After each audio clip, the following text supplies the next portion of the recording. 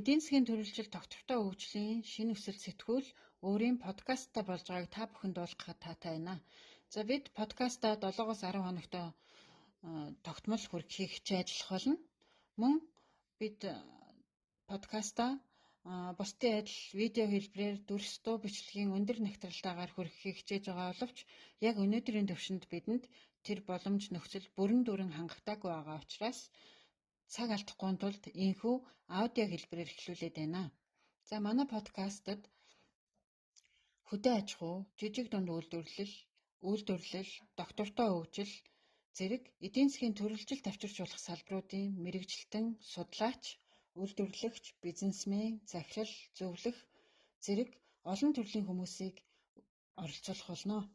За шинэ өсөл подкастын хамгийн анхны зочноор Хүнсний ногооны үйлдвэрлэл борлуулалтын асуудлыг ярилцахаар Монгол ногоо төслийн зохицуулагч Төр Монтохгойг урьж оролцуулаад байна. За яагаад түүнийг урьж болсон бэ гэвэл хүнсний ногооны борлуулалтыг хэрхэн хийх вэ гэдэг асуудал ялангуяа нийслэлчүүдийн хувьд энэ жил нэлээд хурцаар тавигдж байгаа. Тэгэхээр энэ асуудал бол зөвхөн энэ жил сөхөгдөж байгаа асуудал биш. Жилийн жилд яригддаг ужгирсан асуудал. Тэгэхээр энэ мэт хүнсний ногооны салбарт тулгамдсан олон асуудлын уг үндсийг сайн мэдэх төдийгүй цаашид хэрэгэх вэ гэдэг дээр тодорхой гарц гаргалгааг хэлж чадах салбартаа хүлээн зөвшөөрөгдсөн экспертийг өрн оролцуулж байгаа гэдгийг онцлон тэмдэглэхийг хүсэж байна. За мөн зочныхаа ажил мэргэжлийн дуршлагаас товчхон танилцуулъя. 1986 онд Хөдөө аж ахуй их сургуулийг агрономич мэргэжлээр төгссөнөөс хойш өнөөдрийг хүртэл салбараасаа огтхонч хүн дээрээгүй 35 дахь жилийн ажиллаж байгаа. За мөн энэ хугацаанд их сургуулийн багш, эрдэм шинжилгээний ажилтан, төслийн зохицуулагч, эксперт болтлоо маш үр дүнтэй, тууштай ажиллаж, салбартаа тодорхой хувь нэмэр оруулж яваа хүн юм аа.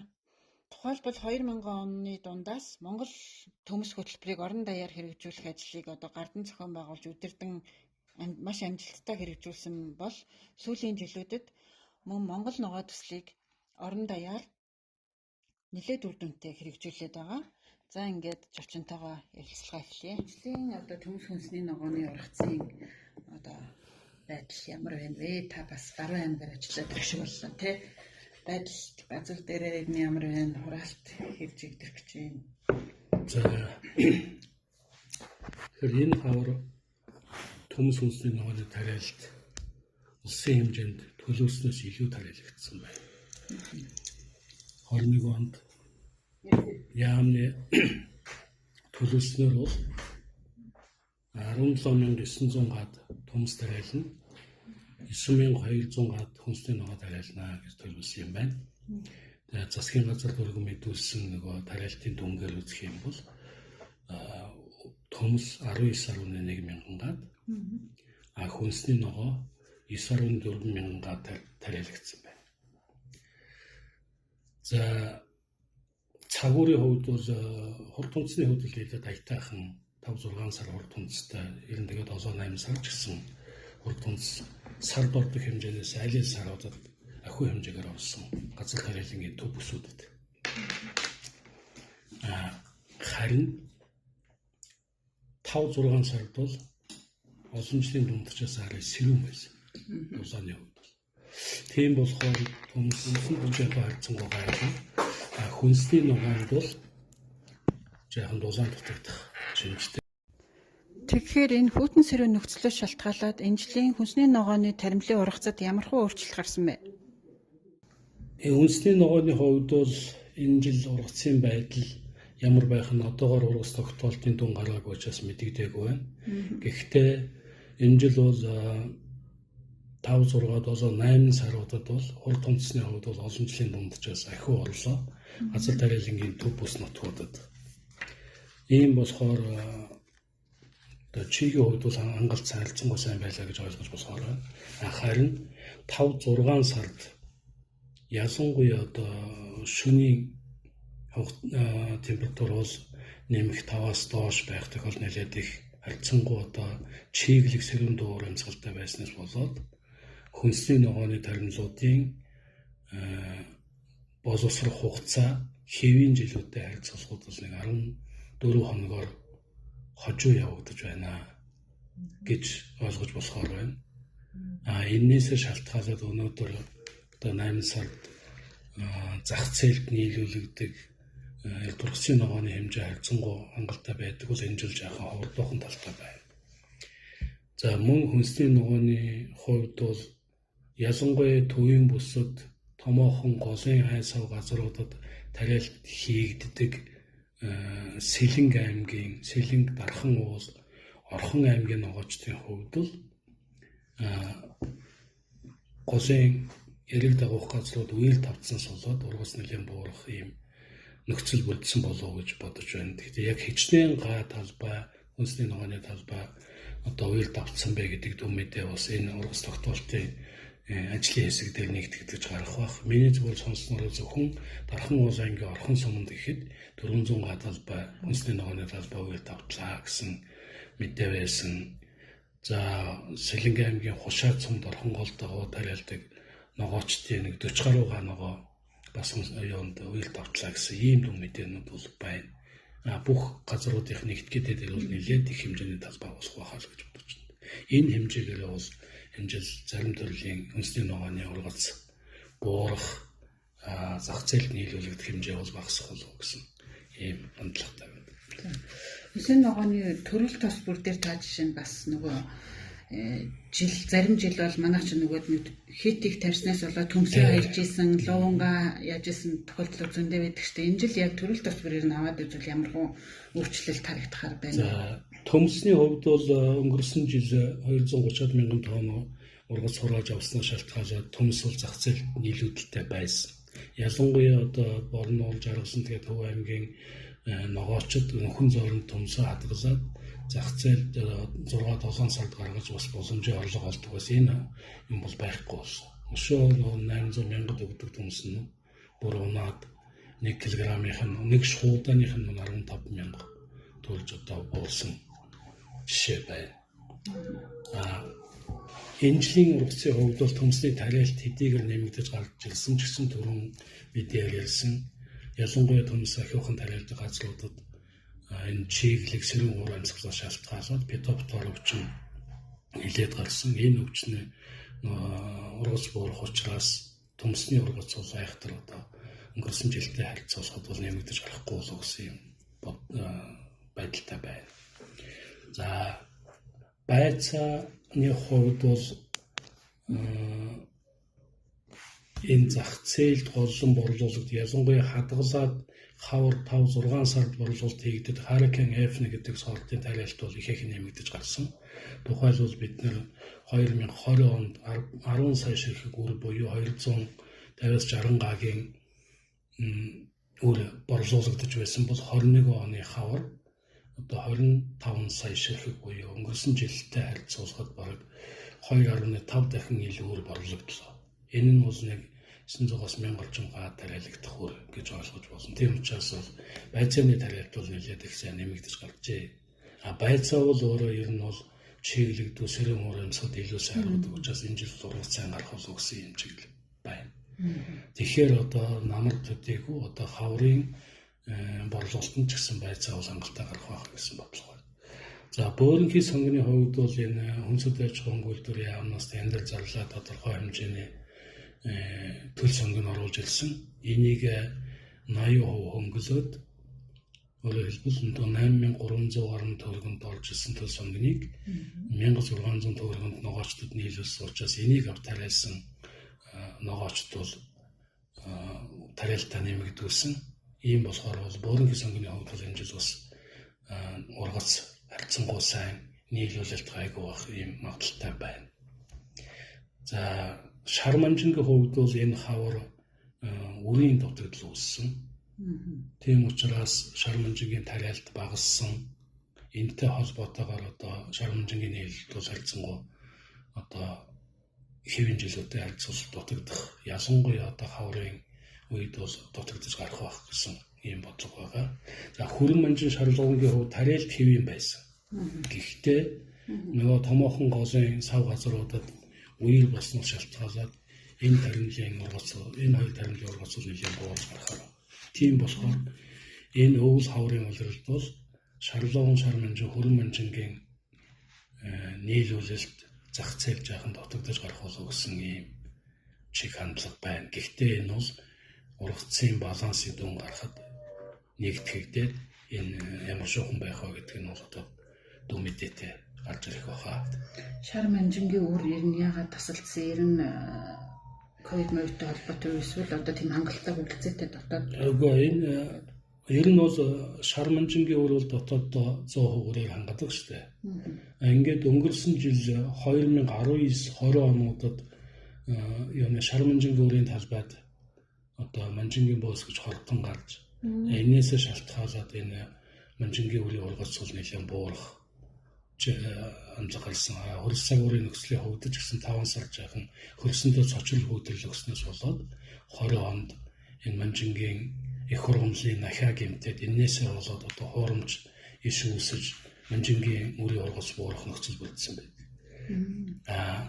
Энэ байдал ихтэй тул зур юм.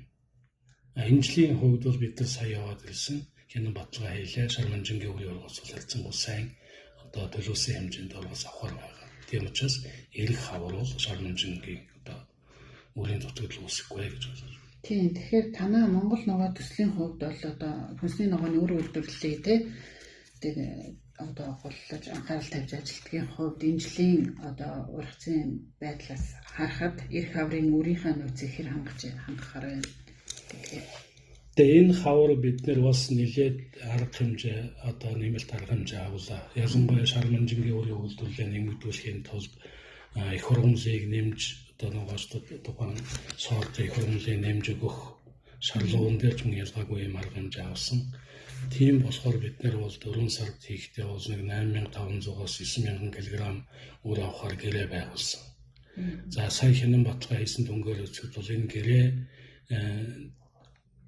заагдсан хэмжээндээ бол үрээ нийлүүлэх боломж байна гэж үзэж байгаа. Тийм учраас бол эрэгчил бол энэ дотоод өөрөө үйлдвэрлэдэг шар ловон, шар манжин, хөр манжингийн үрийн дутагдал үүсэхгүй хэвийн хэмжээндээ үйлдвэрлэл явагдана гэж ойлгож байна.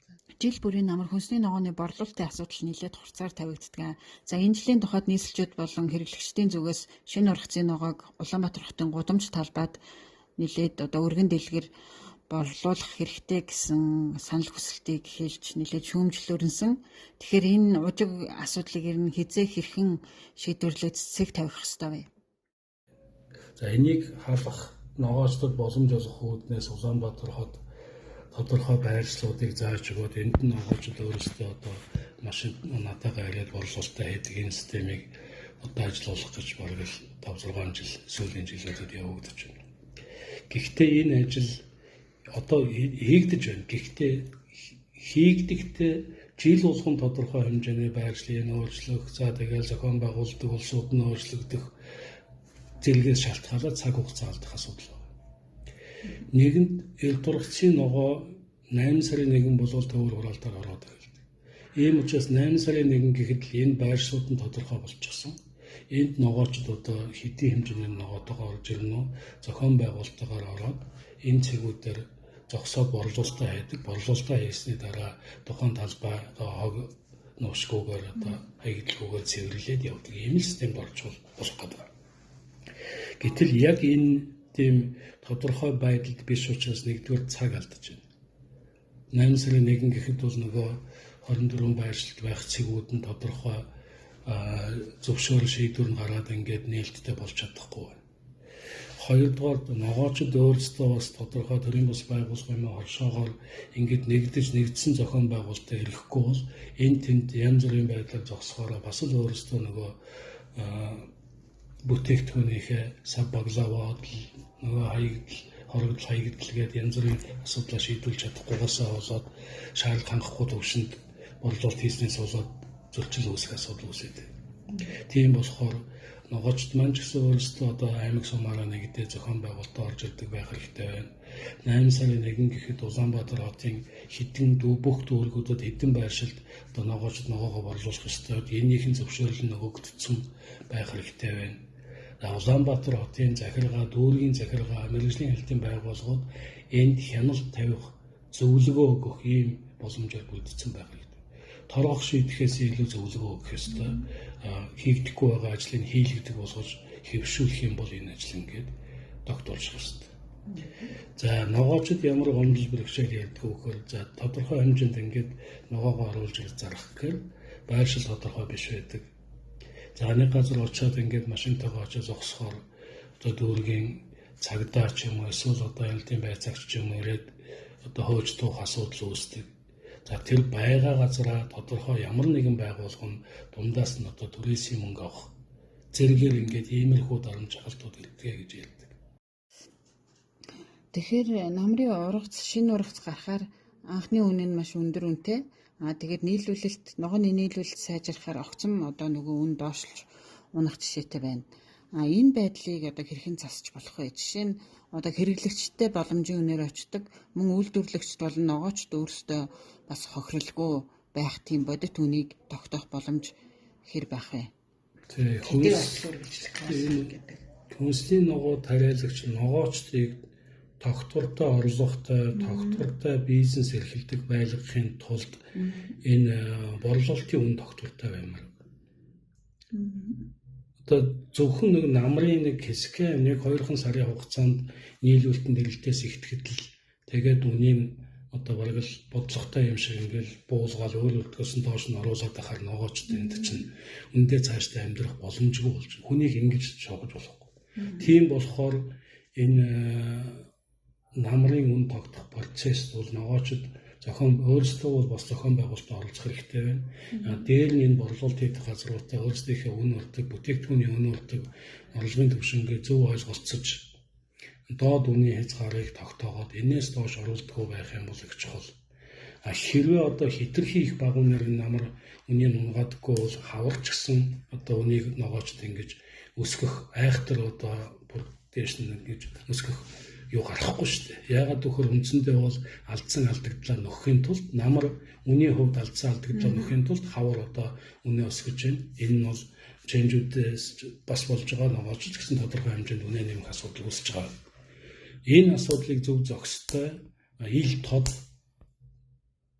одоо үн тогтвортой харьцангуй тогтвортой нэг доошоо унаад нэг дээшээ шидэгдээд байх биш тийм ээ дундаж хэмжээнд байвал зүгээр би миний ойлголт бол ерөөсөө нэг килограмм ногооны төмс үнсний ногооны 600 төгрөгөөс бөөний үн 600 төгрөгөөс доош нөхгүй байхад бол ногоочд айхтар одоо нэг өндөр үнэрийн төлөө шунаад байхгүй намартай.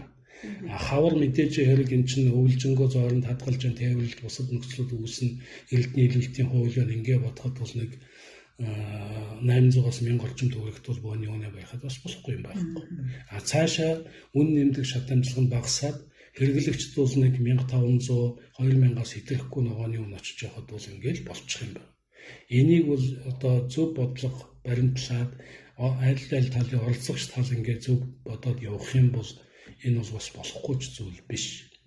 Миний гол зорилго бол тогтвортой, тэгтээ айхтар одоо нэг өсөж буураад байдгүй жилийн турштай харьцангуй одоо доктортой үнэрлэл борлуулдаг болчихвол зүгээр л гэж бодлоо. За намар ургацаа нэг тэдэн төгрөгөөр борлуулна гэдгээ мэддэг байвал зүгээр. Тэгэхгүй одоо ерөөсөө нөгөө энэ зах зээл дээр нөгөө ченжүүд маань хийдгэд доошоо унгаахын гэдгийг мэдэхгүйгээсээ болоод дээр нь бол энэ нийт одоо борлуулалт үнийн мэдээллүүд бол хэлдод мэдээлэл олж авах боломж нь ногоочдод байдаг бол заавал одоо юу гэдгийг энэ хавар одоо шарлуун хүнд орсон шүү одоо бүгдээрээ шарлуун тарихад айрахгүй л байх хэрэгтэй. Зах зээлд хичнээн хэмжээний нийлүүлэлт байдгийг тэрийг мэдээ за би ч одоо энэ жил тарих юм бол энэ чинь өнөөдрийн тарилтын байдал бол тэрийг хангах хэмжээнд байгаа юм байна. Би тариул бараг л илүүдэлд орох юм байна гэдгээр тэр хүн бас ойлгож авах боломжтой байх хэрэгтэй. Тэгээ тэр чиглэлээр бид нар бас энэ юутай утасны аппликейшн програм хийдэг нэг компанитай хамтраад авах зарах гэсэн нэг тийм аппликейшны юм нэвтрүүлэх чиглэлээр хамтарч ажиллахаар санал бичиг байгуулж ажиллаж байна л да. Энэ дээр одоо юу гэдгийг үндэсний ногоо хайлайлын зарах гэж байгаа улсууд бол өөрийнхөө мэдээллийг тавьдаг. Надад тийм хэмжээний одоо ийм сорт ийм ногоо байна. Би ийм үнээр борлуулмаар байна гэдэг тавьдаг. Авах гэж байгаа нь болохоор надад бол одоо ийм саруудад ийм хэмжээний төмс үндэсний ногоо хэрэгтэй. Энэ бол ийм чанарын шаардлага хангасан байх ёстой.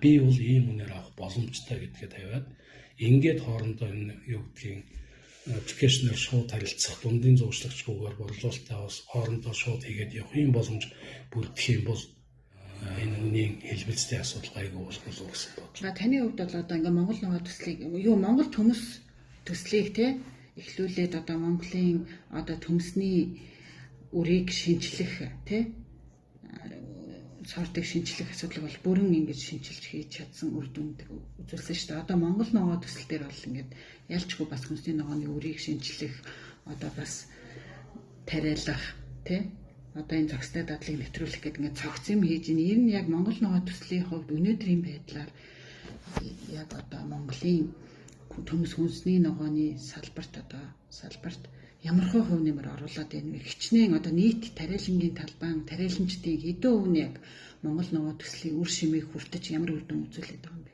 За Монгол ногоо төслийн хүрээнд бол үндсэндээ хүнсүүд аж ахуйн гүйл дээр яам одоо энэ Монгол төмсөлийг хэрэгжүүлсэн энэ туршлаган дээр үндэслээд энэ Монгол хүнсний ногооны үйлдвэрлэлийг бас нэмэгдүүлэх дотоодын үйлдвэрлэлээр одоо хэрэгцээг хангахын хэмжээнд хүргэхээр ажиллачаа гэдэг хүсэл тавиад энийг Швейцар хөгжлийн агентлаг дэмжиж ингээ 2016 оноос энэ төсөл эхлээд явж байгаа. За бидний одоо төслийн үр шим хүрдэгч гэдэг бол нөгөө шууд үр шим хүрдэгч, шууд бус гэдэг хоёрын зүйдэг шүү дээ. За тэгэхээр манай төслийн шууд үр шим хүрдэгч бол нийтдээ 12 аймгийн 24 сумын ногоочд. За ингэхдээ бол одоо Улаанбаатар хотын зах зээл одоо хүнсний ногоо, төмс хүнсний ногоогоос нийлүүлдэг бүх сумд орсон байж байгаа. Ингээ үзэх юм бол нийт одоо ногоочдын бараг 40% нь юм байх гэж бодож байна. А дараагийн асуудал шууд бус үр шим хүрдэгч гэж байдаг. Энэ яг хөхөр тухайн төслийн үйл ажиллагаанд хамрагдаагүй ч гэсэн төслийн хүрээнд хийж байгаа ажлын нэг үр дүнг одоо авч хэрэгжилж явуул энийг гэж үздэг. Тэгэхээр бид нар бол энэ хүнсний ногоон дээр мөн ялгаагүй Монгол төмсөл хэрэгжилж байсантай адилхан Монгол ногоо төсөлт бол үр сортын бодлогыг авч үзсэн. Тэгэхээр энэ хугацаанд бид нар нийтдээ бараг 30 гаруй нэр төрлийн ногооны 180 гаруй сортыг энэ эрдэмтдийн байгууллага, сорог судалгааны байгууллагуудаар туршиж судлаад эндээс нийт одоо энгийн болон гибрид элиз одоо нэг 30-аад сортыг 20 гаруй сортыг бид зах зээлд одоо нутагсан ирээдүйн сортоор нийлүүлсэн байж байгаа. Тэгэхээр энэ сортын үрээр хангах ажлыг бид нар хийж дотоодоо үйлдвэрлэдэг сортын үрийг бол бид нар дотоодоо үйлдвэрлээд за зайлшгүй одоо Монголд үйлдвэрлэдэг хүнсний ногооны тарин тухайлбал гибрид байцаа, хүлэмжийн ногоо, төл сонгоно гэдэг эднийг бол тухайн сортыг гаргасан одоо Европын дэлхийд ордортой нөгөө ногооны үр үйлдвэрлэгч компаниудаас нь шууд авч борлуулалт ногоочдод нийлүүлэх замаар ингэ явж байгаа.